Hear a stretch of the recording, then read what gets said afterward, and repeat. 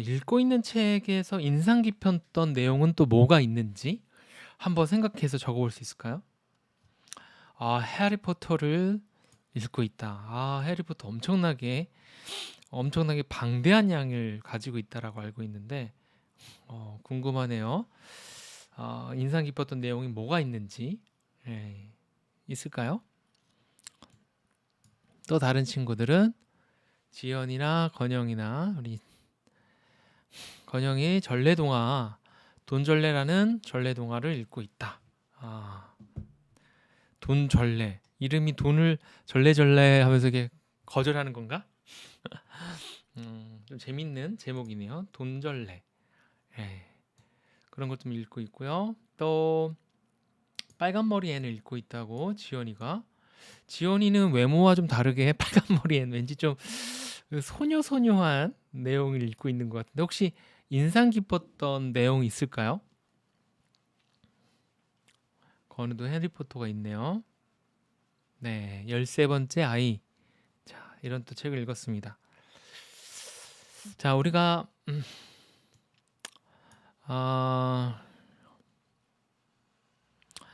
학교를 떠나는 게 아니라 집을 떠나는 거다. 거의 학교가 집처럼 느껴졌었나 봅니다.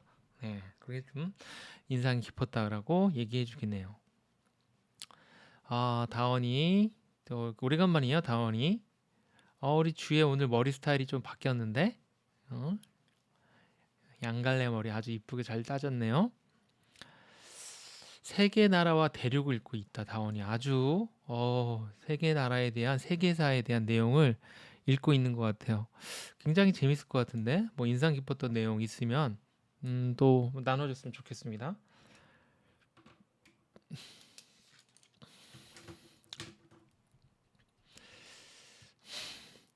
자, 선생님은 일단 이 첫 번째 우리가 책을 읽는다라는 건 도대체 뭘까? 그거에 대해서 한번 조금 얘기를 나눠보려고 합니다. 첫 번째로는 선생님이 사실 책을 진짜 많이 읽었는데 너무 억울한 거야. 사람들한테 나 책 많이 읽었다라는 증거를 보이기가 어려운 거예요. 그쵸? 뭐 까짓거나 10,000권 읽었다고 뭐 사실 뻥쳐도 사람들이 많은 걸 읽었어?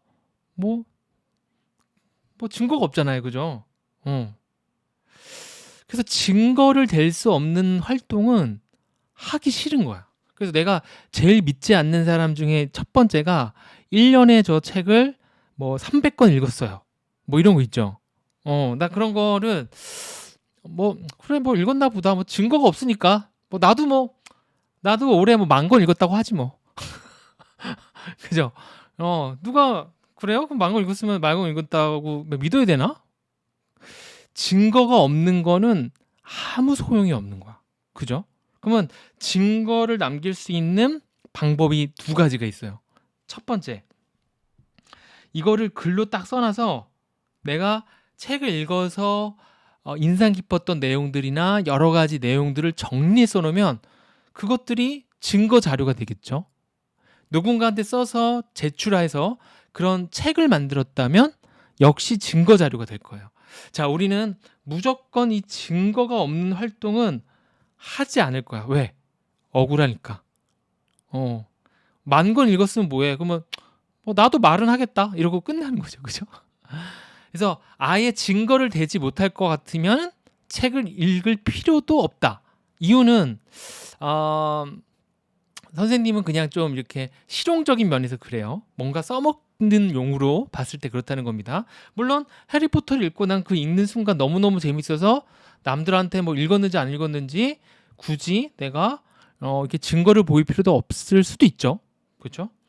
자, 두 번째로는 바로 누군가가 질문을 했을 때 그 질문에 대해서 답을 딱 할 수 있다면 역시 증거를 댈 수 있는 거예요. 자, 그러면 예를 들면 누가 정의란 무엇인가를 읽었어. 그래? 그럼 누가 야, 정의란 무엇인가의 주제가 뭐야? 딱 물어볼 수 있죠. 그랬더니 그 주제가 야, 주제는 모르겠다. 그러면 너 안 읽었지? 뻥치지 마. 뭐 이렇게 될 수 있잖아요. 그죠? 누군가가 물어봤을 때 대답할 수 있어야 돼요. 야, 정의란 무엇인가에서 아리스토텔레스가 나왔던 걸로 아는데 그 사람이 주장이 뭐였어? 딱 그랬더니 아리스토텔레스가 나왔어? 나 모르는데? 그러면 안 읽었네. 거짓말했냐 너 나한테? 이렇게 되겠죠. 그죠? 그래서 우리는 누군가의 질문에 대해서 답을 딱 할 수 있다면 그 책을 비록 읽지 않았더라도 충분히 그 사람한테 읽었다라고 말할 수 있어요. 자, 우리가 앞으로 고등학교 올라가면 생활기록부라는 걸 써요. 생활기록부에 나는 어떤 책을 읽고 어떤 감명을 받아서 어떤 활동을 해서 어떠한 보고서를 학교에 제출했다 라고 합니다. 그러면 대학에 가서 면접을 봐요. 그럼 면접관이 이 책을 읽었다고 했는데 이 책에서 인상 깊었던 내용은 뭔가요? 물어봤는데 너무 떨려서 떨리는 나머지 지금 너무 떨려서 생각이 안 나요. 머리가 하얘요. 이러면 불합격. 이렇게 되는 거죠. 그래서 중요한 것은 우리가 어떤 것들에 대해서 결론은 이 두 가지를 대비하면 충분히 증거로도 남고 또 좋은 머리가 좀 좋아진다고 해야 될까? 이 활동 자체가 굉장히 머리가 좋아지는 활동이 돼요. 그래서 요 두 가지를 책 읽을 때 책을 어떻게 하루에 10분씩 읽었어요. 저는 300권 읽었어요. 저는 매일매일 읽어요. 다 필요 없어요. 그죠? 네. 글을 그렇게 썼는지 그리고 내가 딱 질문했는데 딱 대답할 수 있는지.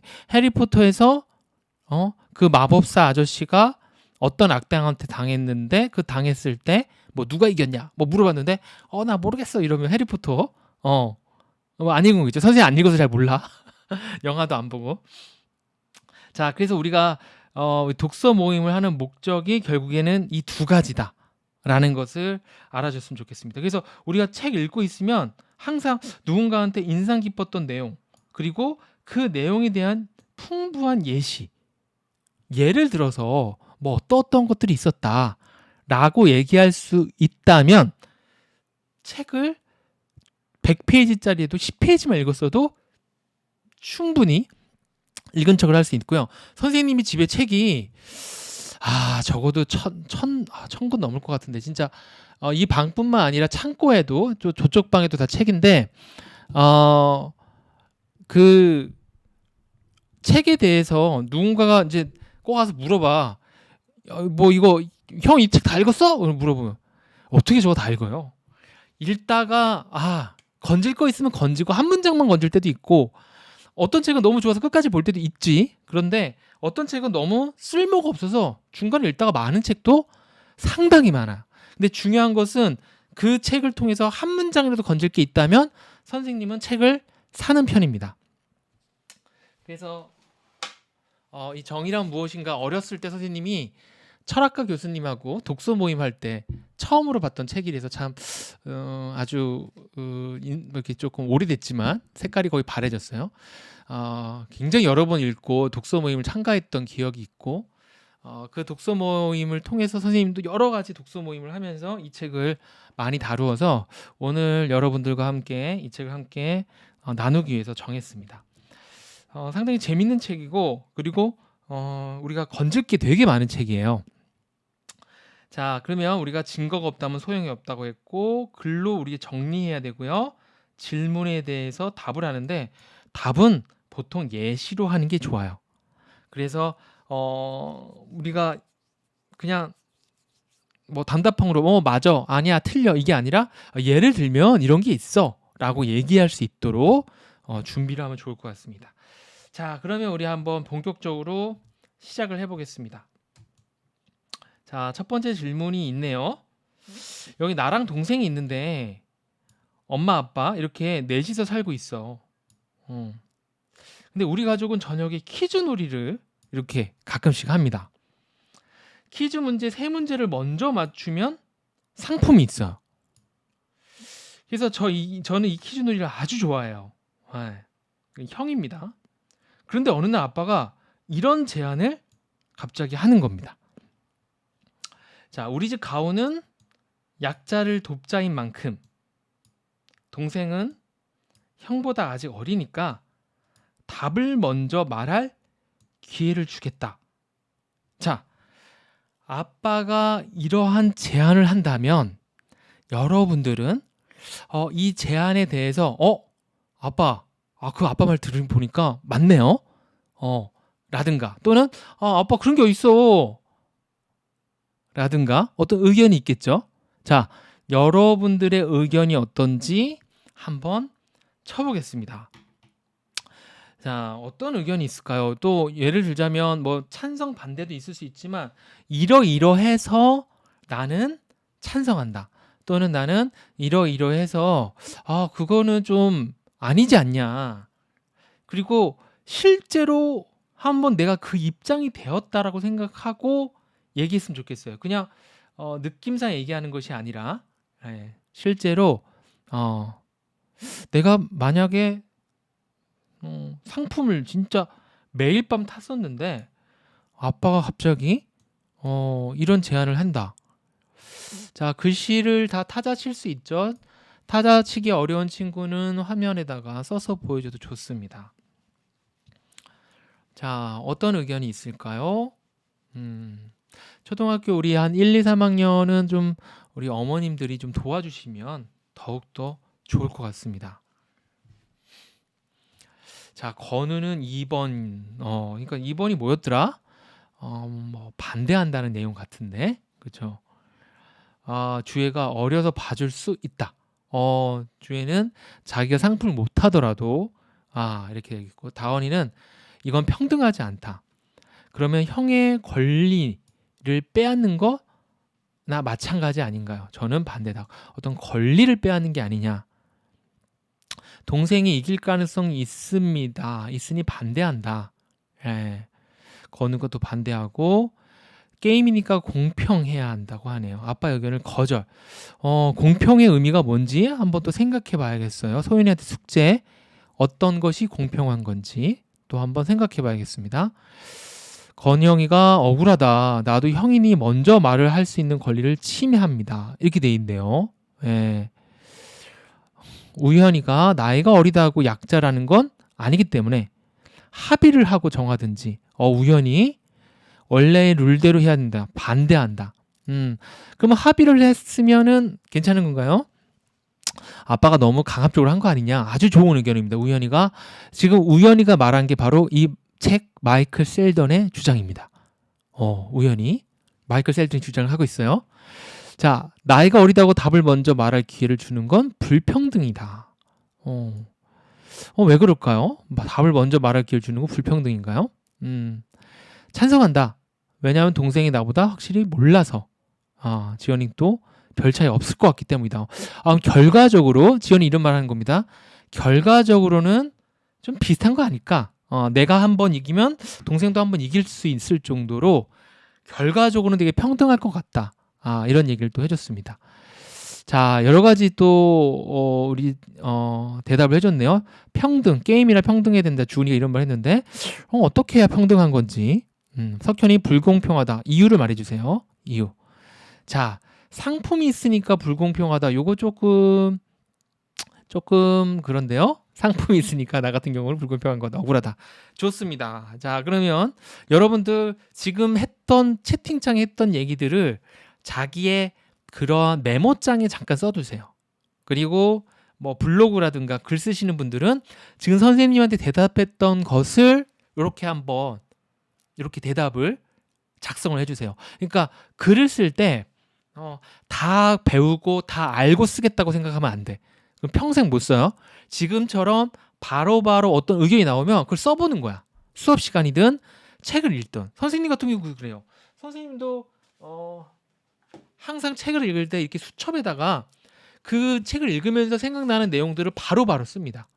바로바로. 그리고 이것들에 대해서 생생하게 살아있는 걸 가지고서 또 다른 곳에 블로그에 올린다거나 강의 때 써먹는 거겠죠. 예, 좋습니다. 지유가 동생은 약자가 아니라 조금 어릴 뿐이다. 그럼 약자의 정의는 뭘까요? 이런 생각도 드네요. 자, 그럼 우리가 이번에는 두 번째 문제를 한번 보겠습니다. 자, 이번에는 나와 형은 이번 동생의 입장입니다. 이게 나와 형은 이게 넷이 살고 있는데 키즈놀이를 하는데 형은 나보다 똑똑하고 공부도 많이 했어요. 그리고 머리도 원래부터 좋은 것 같아요.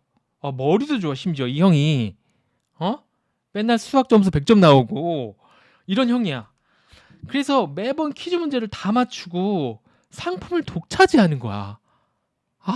동생한테. 그래서 이 어느 날 아빠는 저에게 한 가지 제안을 해줬어요. 똑같은 제안을 합니다. 자, 너한테 답을 먼저 말할 기회를 주겠다. 자, 우리 동생의 입장을 딱 듣고 봤을 때 우리가 동생의 입장이 되어서 다시 한번 해볼까요?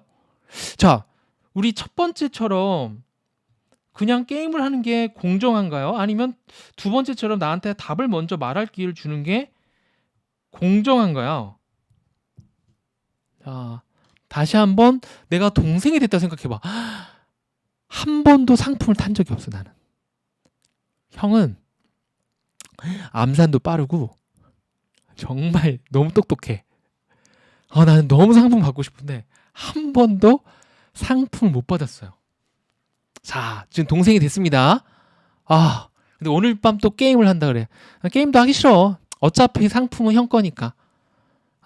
그런데 갑자기 아빠가 이런 좋은 규칙을 만들어줬어. 그럼 내가 좀 생각할 시간이 있겠죠. 암산이 느리지만 나는 7 더하기 4. 맞아. 그럼 11. 그러면 조금 상품을 더 탈 수 있을 것 같단 말이야. 자, 여러분들의 생각은 어떨까요? 자, 내가 동생이 됐다. 자, 그렇게 생각하고 한번 또 의견을 한번 말해보겠습니다. 또 어떤 의견들이 있을까요? 공정하다. 아까 뭐 공평하지 않다. 이런 말도 뭐 배려, 뭐 이런 말도 했었는데 불공평하다. 그런 말도 했었는데 또 얘기를 듣다 보니까 또 어때요? 의견 잘 없습니까? 자, 지금 한 40분 정도 같이 하고 있습니다.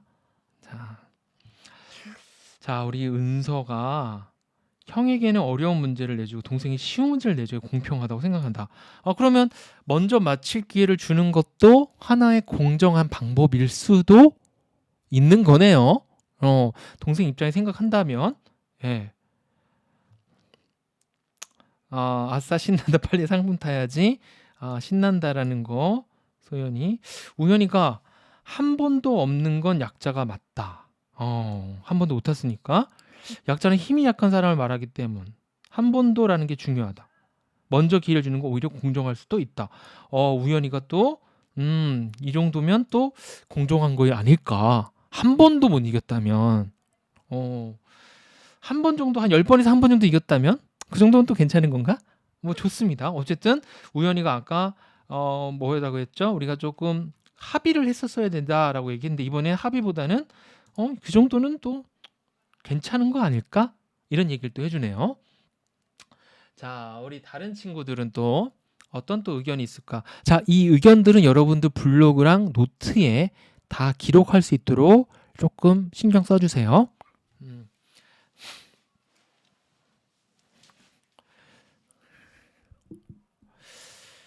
지유 먼저 말하는 것보다 생각할 시간을 30초 정도 주고 다른 가족들은 그 이해 질문을 본다 라는 새로운 아이디어를 줬네요. 좋아. 그러면 어쨌든 이건 공정한 거라고 볼 수 있다는 겁니까? 조금 더? 근데 그럼에도 불구하고 이거는 아니다. 형이 나이 많은 것도 억울하고 열심히 공부한 것도 억울한데 내가 왜 동생한테 그 기회를 줘야 되냐? 이런 의견 없나요? 약자는 아니지만 한 번 정도는 상품을 받고 싶을 것 같아요. 대책을 하는 게 맞는 것 같아요. 아니다. 나는 열심히 공부했고 동생은 맨날 잠만 잔다. 난 억울하다. 형 입장에선 억울해. 이럴 수 있죠. 형이 사람들 나 타고나게 머리가 좋다고 하는데 아니다. 나 다 외웠다. 구구단 다 외우고 정말 열심히 공부했다. 자, 근데 지금 선생님이 이렇게 두 가지 질문을 했는데 우리가 이 지금 두 가지 질문을 통해서 사실 상황은 똑같은데 형 입장에서는 동생이 한 번도 못 맞췄다는 얘기를 빼먹었어요. 왜냐면 형 입장에서 그게 잘 안 보이니까. 내가 맨날 이겼었어? 나 잘 몰랐는데? 이럴 수도 있죠. 충분히 그럴 수 있습니다. 동생 입장에서는 막 형 너무너무 대단하고 내가 넘사벽이야. 너무 막 넘을 수 없는 산 같아. 막 이런 감정 들어가니까 조금 더 의견이 바뀌려고 그러죠. 자, 위 질문들을 통해서 우리가 알 수 있는 게 뭐가 있을까요? 자, 지금 두 가지 질문이 있었어요. 한번 생각해봐요. 형 입장 얘기 들어보고 동생 입장 얘기 들어보니까 어때? 의견이 좀 바뀌어요? 아니면 그냥 나는 항상 똑같아? 자, 지연이가 해결책 아이디어를 내고 있습니다. 지금 선생님이 원하는 건 이게 공정하냐 아니냐가 첫 번째 질문이었고, 두 번째로는 이러한 질문들을 통해서 우리가 좀 깨닫게 되는 게 뭐가 있을까? 지금 선생님하고 같이 두 문제를 풀어봤단 말이에요. 입장에 따라서 정의 기준이 달라질 수 있다. 우리 우연히 몇 학년이에요? 우연히 몇 학년인지 알려주세요. 시점에 따라서 의견이 달라질 수도 있고, 우연히 앞으로 독서 모임 나랑 계속 했으면 좋겠다. 자기들 위주로 생각한다. 소연이, 동생은 동생 입장, 내가 동생 입장에 대한 감정이입을 하면 동생 마음이 또 이해가 돼. 근데 형 입장에 대해서 나 진짜 공부 열심히 했는데 동생은 진짜 맨날 잠만 자. 그거 너무 억울할 수도 있단 말이죠. 결국에는 이게 공평하냐 공정하냐라는 얘기가 상당히 자기 입장으로 생각을 많이 한다는 거야. 그죠? 자, 선생님이 이제 문제를 만들 때 그 생각을 했어요. 그리고 여기서 뭔가 매번 퀴즈를 더 맞히고 이런 내용을 더 아니까 잠깐만, 그래? 형이 다 맞춰? 그러면 조금 동생이 어리다고 해서만 한 줄 알았더니 여기 약자를 돕자라는 말에서 그 정보를 내가 몰랐었는데, 그렇다면 바뀔 수도 있지. 자, 이 질문들을 통해서 우리가 알 수 있는 것은 실제로 무엇이 옳다라고 하는 게 누군가가 더 누구 입장이냐, 그리고 그 내용에 대해서 좀 얼마나 아느냐에 따라서 되게 변할 수도 있는 거예요. 그럼 선생님, 변할 수 있는 게 옳은 건가요? 이건 잘 모르겠어요. 이게 옳은지 그런지는 선생님 모르겠어요. 자, 지연이가 이 사람 말 들으면 맞고 저 사람 말 들으면 또 저 사람 말이 맞고. 자, 그렇게 한번 채팅창에 쳐보세요. 자, 우리가 블로그 쓸 때 채팅창에 먼저 치고 그걸 복사해서 블로그 위에다가 올려주시거나 메모장에다가 올려주면 참 좋습니다. 그러면 이 수업이 다 끝난 다음에 선생님 질문이 뭐였는지 보면서 그것들을 좀 첨부해서 작성해주면 됩니다. 알겠죠? 지금 이 내용은 정의란 무엇인가에 나와 있는 내용은 아니고요. 선생님이 만든 문제입니다. 자, 지금 선생님이 이거 만든 거예요, 문제. 언제 만들었냐면 지금 수업하기 전 10분 전에 만들었어요.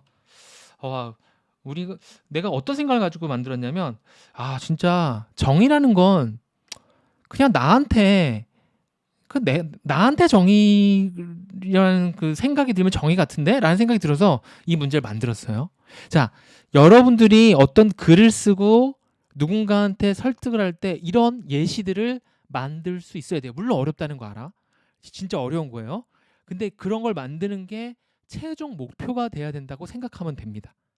오케이, 알겠죠? 자, 우리는 이런 것들을 누가 만든 것만 읽고 이해하는 게 아니라 직접 만드는 사람이 돼야 된다는 거 생각하면서 계속 같이 공부해 보겠습니다. 자, 첫 번째 문제 어렵지 않았죠? 자, 그러면 우리 그 문제에 대해서 여기에 나와 있는 총 6명의 사람들의 의견을 한번 들어보겠습니다. 자, 여기에 총 벤담이라는 사람이 있고요. 칸트라는 사람이 있고, 로직이라는 사람이 있고, 롤스라는 사람이 있고, 아리스토텔레스, 그리고 마이클 셀덴이라는 6명의 사람이 나옵니다. 자, 이 책에 이 6명들이 각각 주장하는 것이 조금 비슷하기도 하고 조금 다른 면도 있습니다. 자, 먼저 벤담부터 볼게요. 벤담. 자, 벤담은 이런 말을 합니다. 야, 이를 통해서 형의 실망감보다 동생의 기쁨이 더 큰 것 같은데?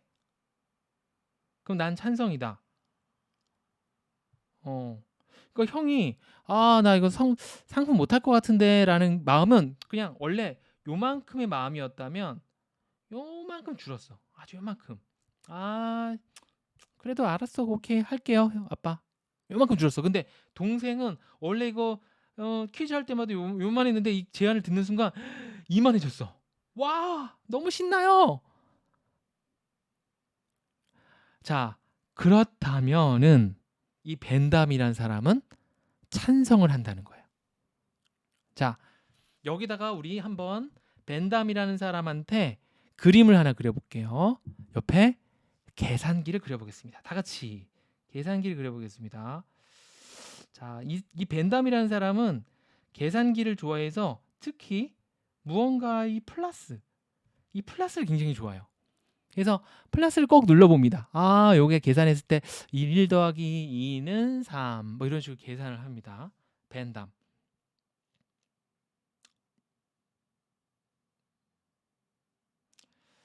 자, 벤담 하니까 뭐 사실 선생님 생각나는 건담이 생각나는데 혹시 여기서 건담 알아요? 건담 잘 모르죠?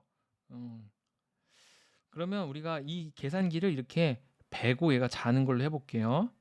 자, 벤다 베개를 베고 자는 겁니다. 자, 벤담은 계산기를 베고 자는 사람이 있습니다. 그렇습니까? 자, 이번에는 칸트라는 사람을 가볼게요. 칸트. 아주 유명한 사람 들어봤어요? 칸트. 자, 칸트 해볼게요. 칸트는 어떤 말을 할지. 자, 나는 기쁨과 실망감에는 관심이 없어. 자, 야, 난 너가 기쁘든지 뭐 너가 실망했든지 나는 아무런 관심이 없어. 실제로 칸트는 냉혈한 같다라는 얘기를 많이 들었대요. 성격이 그런 사람 주변에 있어요? 혹시? 막 드라마 보고 막 이래도 막 슬픈 거 봐도 저게 뭐 어때서? 뭐 이런 사람이야, 칸트는. 나는 그런 감정 못 느끼겠는데. 자, 이런 사람입니다. 그래서 얘는 이러한 실망감에 관심이 없는 거야. 아빠의 약자에 대한 배려는 어떤 조건 없이도 꼭 지켜줘야 하는 거야. 나는 찬성. 이 사람은 약간 꼰대 알아요? 꼰대? 선생님은 딱 이 사람 보면 꼰대 같은 느낌이 들었는데. 꼰대 같은 사람. 자기 생각이 딱 정해져서 절대 바꾸지 않는 사람. 칸트입니다. 예. 그 대신 굉장히 아주 철두철미한 원칙이 있어요. 자, 그러면 이 칸트 한번 그려보겠습니다. 칸트라는 사람은 여기에 뇌 속에 어떠한 이렇게 막 그 뿌리가 막 나와서 이 사람은 자기 몸을 막 감싸고 있어요. 그래서 이걸 타고서 얘는 훨훨훨 날아갈 수가 있습니다. 그래서 칸트는 자유주의자라고 해요. 내 생각에 맞다면 내 자유에 맞게 할 거다. 자, 칸트. 자, 칸트니까 우리가 캔 생각나니까 여기다가 얘가 캔 뚜껑 같은 캔과 함께 이렇게 묶여서 날아가는 걸로 할게요. 자, 칸트. 칸트 다시 한번. 뇌 속에서 이게 왜 다 나온 거야? 얘는 항상 감정이 없고요. 생각. 이런 거 보고 이제 이성이라고 하는데 항상 생각으로만 이루어지는 사람입니다. 칸트. 자, 그림 다 그렸습니까? 훨훨 날아가는 칸트. 머릿속에서 막 가지들이 나와서 내 온몸을 휘감고 있어요. 절대 그 원칙을 자기가 벗어나지 못합니다. 자, 선생님이 왜 이 그림을 그리는지 알아야 돼요. 이 계산기 왜 그린 거죠? 이 사람이 얼마나 기쁜지 얼마나 슬픈지를 계산기로 숫자를 넣어서 더 많으면 좋다라고 하는 거죠. 자, 칸트 그렸습니다. 그 다음에 다른 거는 또 다음 시간에 조금 더 보도록 하고요. 셀덴, 우리의 주인공 마이클 셀덴. 셀델. 발음이 어렵습니다. 자, 이 사람 뭐라고 했는지 볼게요. 자, 이 말들은 책에 있는 게 아니라 선생님이 가상으로 쓴 거예요. 네, 가상으로 쓴 겁니다. 자, 가족 공동체를 생각하며 이 사람은 혼자만을 생각하는 사람이 아니야. 셀델은 가족, 국가, 우리 동네 사람들. 이 사람들을 다 생각하는 사람도 있어요. 혹시 주변에 그런 사람이 있습니까? 야, 가족을 먼저 생각해야지 나보다. 이런 사람도 있죠.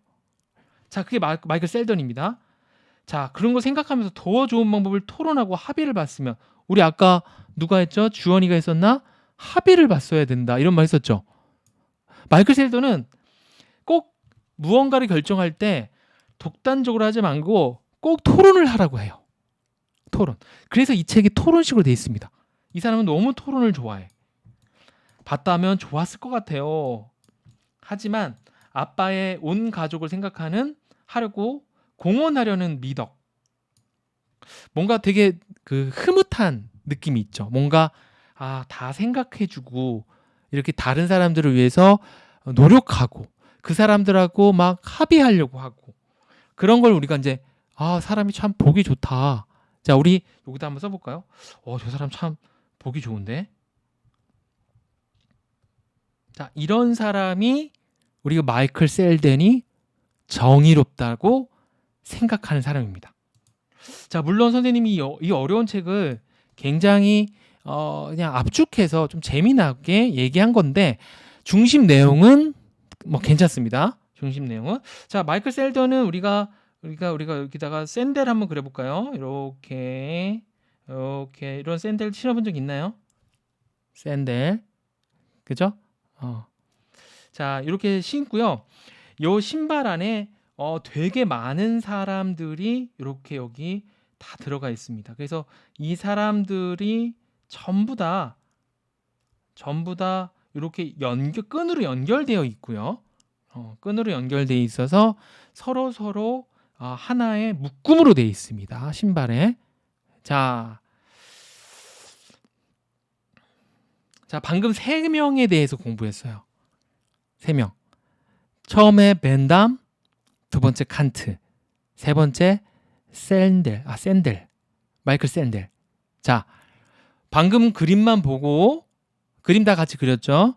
그림만 보고 이 세 사람이 보통 어떤 주장을 하는지 쓸 수 있을 것 같아요? 나 쓸 수 있을 것 같다. 1번.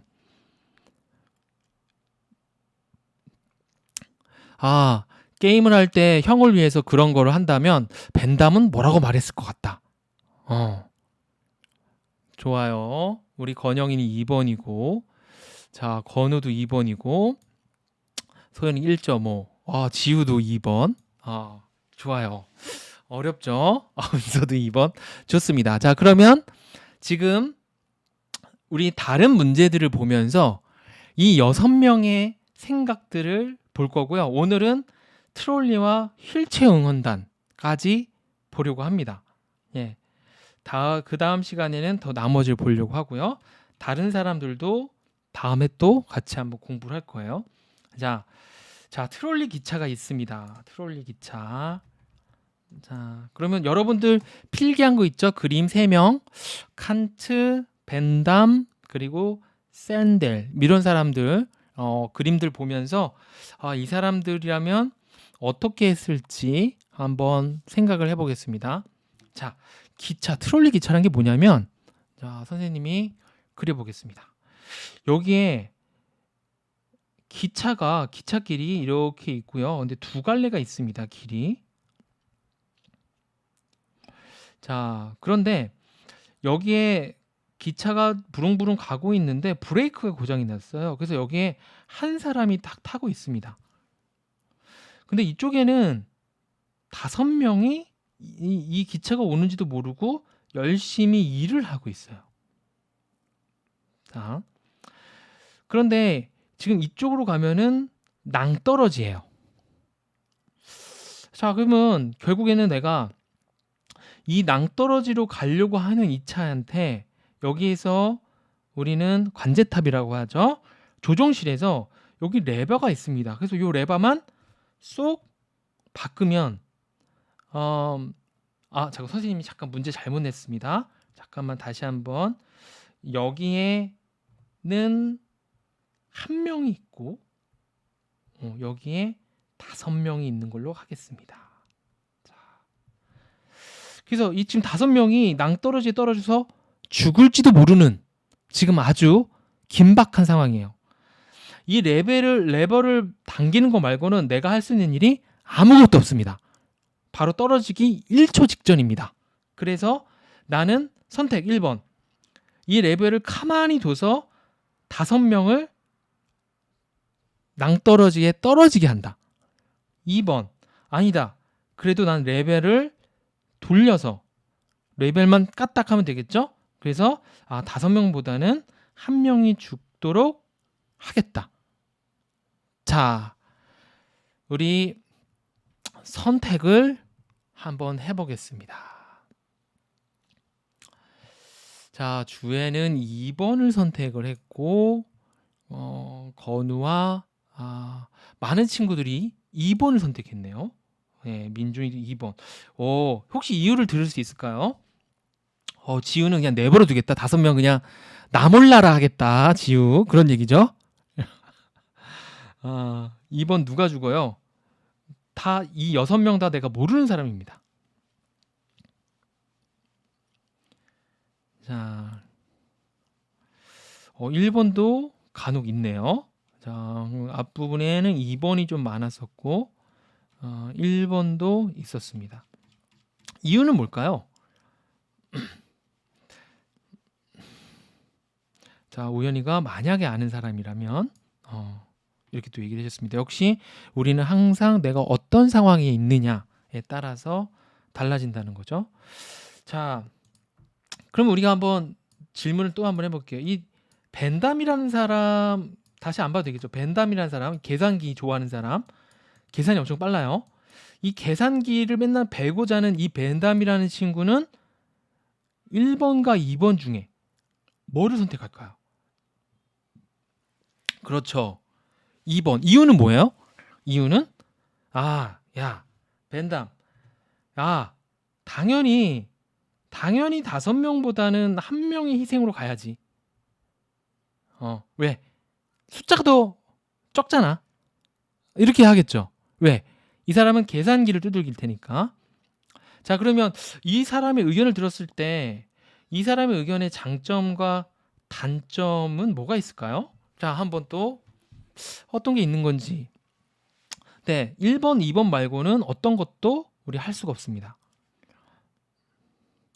자, 우리가 이런 딜레마를 하는 것은 창의적 아이디어 때문에 하는 것이 아니라 이러한 딜레마를 통해서 내가 도덕적으로 옳다는 건 도대체 무엇일까를 생각하려고 하는 거니까요. 자, 장점 뭐가 있을까요? 이 벤담이 최대한 많은 사람 살릴 수 있다. 그러네요, 진짜. 단점은 또 뭐가 있을까요?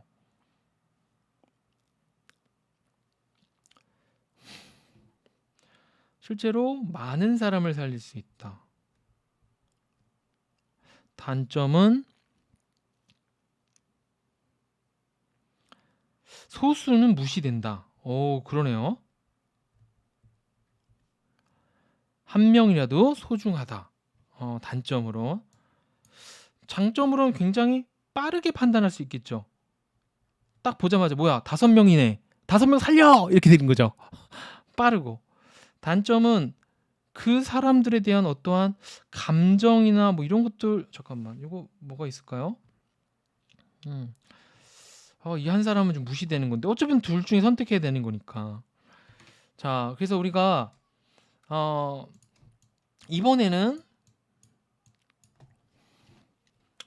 목숨은 계산할 수 없다. 이런 또 얘기를 하네요. 생명은 계산할 수 없다.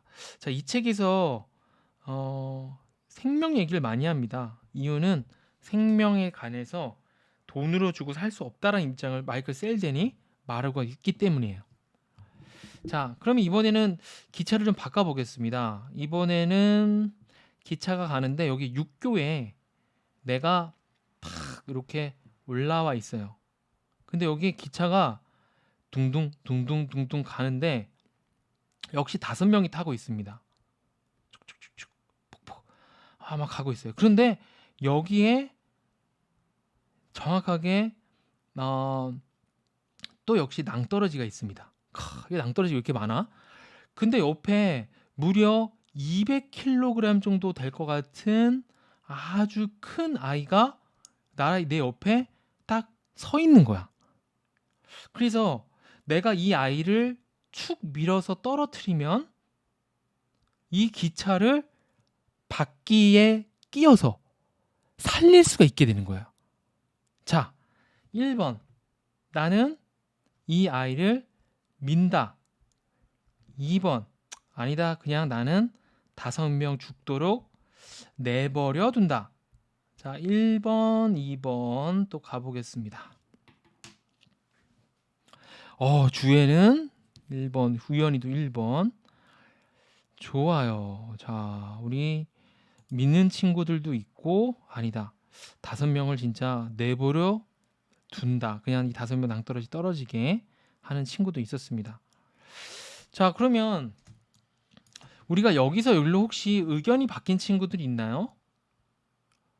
사실은 여기서 레벨을 바꿨을 때 이 책에 의하면 2번을 선택하는 친구가 훨씬 더 많았대요. 그런데 갑자기 이렇게 바꾸면서 5명을 그대로 죽도록 내버려 두는 사람들이 더 많았다고 합니다. 자, 그러면 우리 한번 지금 이 질문들을 통해서 트롤리 문제를 통해서 우리가 알 수 있는 게 뭘까요? 첫 번째, 5명이 죽고 1명을 살리거나 1명을 죽고 5명을 살리는 그 숫자는 똑같은데 그 숫자는 똑같지만 뭐가 다른 거예요? 뭔가 내 마음이 결정하는 무엇이 더 올바른지에 대해서 그 마음이 다릅니다. 이유가 뭘까요? 그죠? 뭔가 좀 잔인하고, 물론 아까도 그 레벨을 밝혀서 그 사람이 낭떠러지에 떨어지면 그것도 되게 잔인하겠지만, 이건 뭔가 더 직접적으로 내가 또 잔인한 느낌도 들고 그렇죠? 자, 또 다른 사람의 의견은 어떨까요? 왜 많은 사람들이 의견을 바꾸게 되었을까? 나쁜 짓인 것 같다. 예. 이게 조금 더 나쁜 짓인 것 같다라는 거죠. 우리가 뚱뚱한 사람을 옆에서 200kg 정도 되는 분을 밀어내는 건 좀 더 나쁜 사람 같지 않을까? 내가 죽이는 것 같아서 이런 말들이 나왔네요. 그렇죠? 자, 그럼 우리가 이 문제들을 통해서 알 수 있는 게 뭘까요? 자, 정리 한번 해볼까요? 정리. 자, 첫 번째. 야, 이건 숫자의 결과만 보고 우리가 무엇이 옳다 그르다라고 말하기는 힘들 것 같다. 자, 어때요? 조금 동의한가요? 결과는 똑같지만 그 과정도 굉장히 좀 어떤 과정이냐도 굉장히 중요할 것 같은데? 자, 이렇게 말할 수 있겠죠? 또 어떤 정리를 할 수 있을까요? 지금 이 내용을 통해도.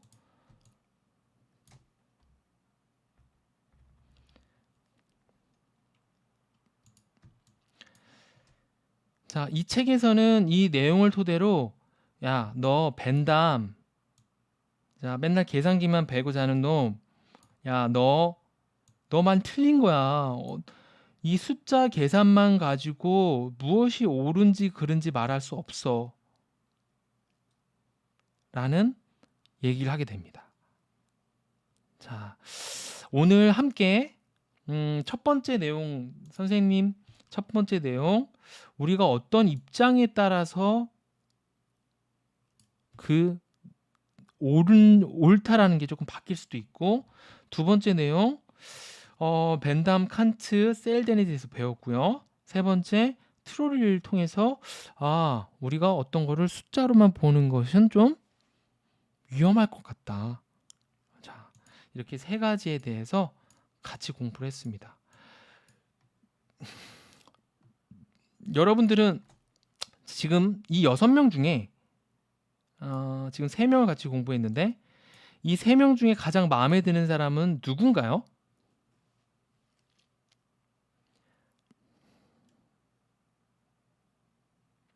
원하지 않는데 미는 건 정당하지 않다. 이유를 또 말해줬네요. 입장을 바꿔봐라. 역시 달라지지 않겠느냐. 자, 이런 얘기 해줬습니다. 샌델의 의견이 조금 마음에 든다. 이런 얘기를 해줬네요. 토의하고 민주적으로 하는 게. 선생님하고 이제 한 달 정도 이제 함께 할 친구들은 선생님이 샌델을 굉장히 안 좋아해요. 그래서 샌델이 왜 생각하는 이 말하는 게 얼마나 허무한지 그것에 대해서 함께 계속 공부를 해볼 겁니다. 자, 오늘 함께 공부했는데 우리의 중요한 건 뭐죠? 다시 처음부터. 중요한 거는 항상 정리를 할 수 있어야 되고 그리고 질문에 대해서 답을 만들어야 되는데 자, 여러분들 우리가 오늘 공부하면서 어떤 질문에 대해서 어떤 답을 우리는 할 수 있게 됐죠? 자, 질문 한번 만들어 볼까요? 어떤 질문? 어떤 질문을 우리가 할 수 있을까? 이런 질문 할 수 있겠죠? 첫 번째, 야, 정의란 무엇인가에서 샌델은 뭐 어떤 주장을 하는 거야? 샌델은 뭐 어떤 주장을 하는 거야? 우리 샌델이 어떻게 하는지 정리했었죠? 이런 질문도 만들 수 있고 여러분도 질문 만들 수 있어요. 두 번째, 야, 우리가 정의롭다, 옳다라는 것은 항상 변함없는 건가? 자, 이런 질문도 선생님이 이거에 대한 답도 한번 또 생각해 볼 수 있을 것 같아요. 뭐라고 답하면 될 수 있을까요? 답은 야, 생각해 보면 우리가 그 어떤 입장이 되느냐에 따라서 굉장히 옳다라는 게 조금씩 바뀌기도 하고 그것에 대해 더 많이 알고 더 모르는 거에 따라서도 바뀌기도 한다. 예를 들면 하고 선생님이 든 예시를 말하면 되겠죠. 자, 세 번째. 야, 우리가 결과적으로 그냥 좋으면 좋은 거 아니야? 좋으면 좋은 거 아니야? 뭐 어때? 그냥 학교 갈 때 그냥 성적만 잘 받으면 되지. 뭔 상관이야? 결과만 좋으면 되는 거 아니야?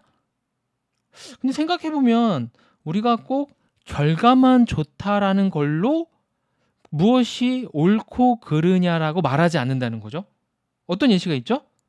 야, 기차에서 우리가 1명, 5명 죽는 거가 똑같지만 우리가 덩치 큰 사람을 밀었을 때는 좀 아닐 수도 있다.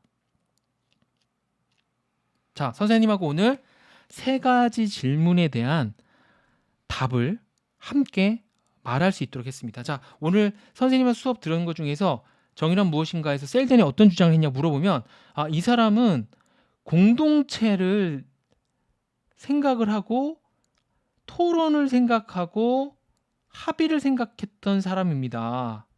라고 어디 가서 얘기하면 이 책을 읽었다. 특히 결과만 좋다라고 다 좋은 건 아니다.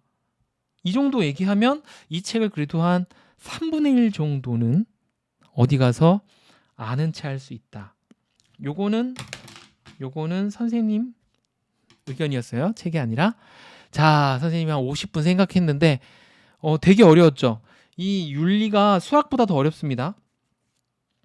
자, 그러면 우리 한번 글쓰기 하는 거 우리 단톡방에 인증할 사람. 글쓰기 하는 사람, 인증할 사람 1번. 나 글쓰기 못할 것 같다. 2번. 한번 쳐보겠습니다. 자, 우리 블로그에 써도 좋고 손으로 써도 좋아요.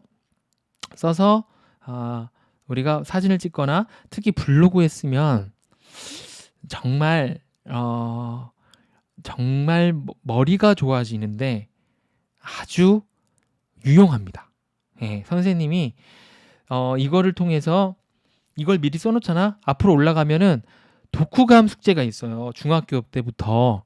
그러면 미리 해놓는 거야. 고등학교 올라가면 막 이런 거 가지고 막 뭐 내용을 써서 내라고 해. 옳다는 것은 항상 변함없는 건가에 대해서 누가 글을 쓰라고 해. 그러면 나 그때 쓴 거 있는데 하고 딱 이용할 수도 있겠죠. 그렇죠? 그래서 항상 인증하고 글을 쓰는 것 거기에 우리가 증거를 남길 수 있도록 해야 된다. 오늘 했던 질문과 답은 너네들이 한 거야? 내가 다 말해준 거야? 내가 다 말해줬잖아요. 내가 읽고. 그래서 이런 식으로 질문과 답을 선생님처럼 스스로 만들고 스스로 만들 수 있어야 돼요. 그래서 그러니까 처음부터는 어려우니까 선생님하고 이렇게 하나씩 해보면 좋겠습니다. 자, 오늘 수고했고요. 오늘 뭐 어머님들 참석하신 분도 꽤 되시고, 그리고 학생분만 참석하신 분도 좀 있는데, 이 어려운 책을 함께 또 공부해줘서 감사합니다. 다음 시간에 또 볼 수 있으면 좋겠네요. 오늘 너무 많이 고생했고요. 좋은 밤 되세요. 안녕.